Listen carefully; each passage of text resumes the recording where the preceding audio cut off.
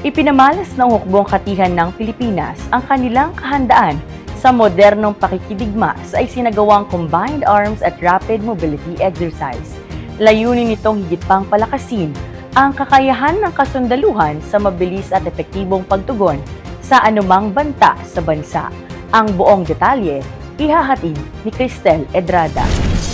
Isang mataas na antas ng kahandaan at koordinasyon ng puwersa ang ipinamalas ng Hukbong Katihan ng Pilipinas sa isinagawang field training exercise at combined arms demonstration sa Barangay Alusis sa Narciso, Zambales ngayong ika-25 ng Marso. Personal na pinangunahan ni Major General Joseph Norwin D. Pasamonte, Commander ng 7th Infantry Division, ang pag-inspeksyon sa pagsasanay kasama ang mga brigade commanders, staff officers at iba pang pangunahing opisyal bilang patunay ng seryosong pagtutok sa pagpapalakas ng kakayahan ng bawat unit.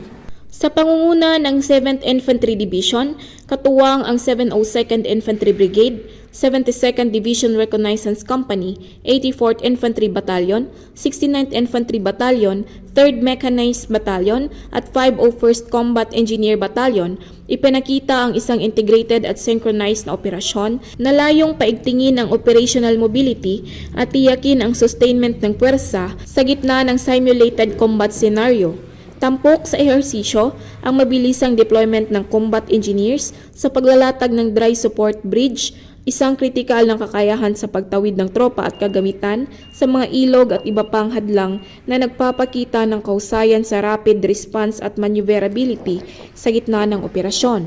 Bahagi ito ng mas malawak na rehearsal para sa Territorial Defense Operation kung saan sinusubok ang kakayahan ng mga unit sa real-time decision-making, interoperability, at epektibong paggamit ng combined arms strategy laban sa anumang potensyal na banta. Ayon sa mga opisyal, ang ganitong uri ng pagsasanay ay mahalaga hindi lamang sa larangan ng digmaan, kundi maging sa disaster response operation kung saan ang bilis, koordinasyon at kakayahang umangkop ay kritikal sa pagliligtas ng buhay.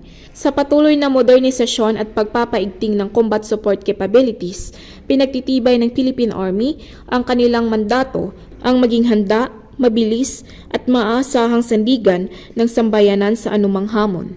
Isang malinaw na mensahe, ang 7th Infantry Division ay nananatiling alerto, handa at makabago sa pagharap sa anumang banta sa seguridad. Mula rito sa Zambales, ako si Cristel Edrada para sa Pamilyang Kaugnay, para sa matatag na hukbong katihan ng Pilipinas.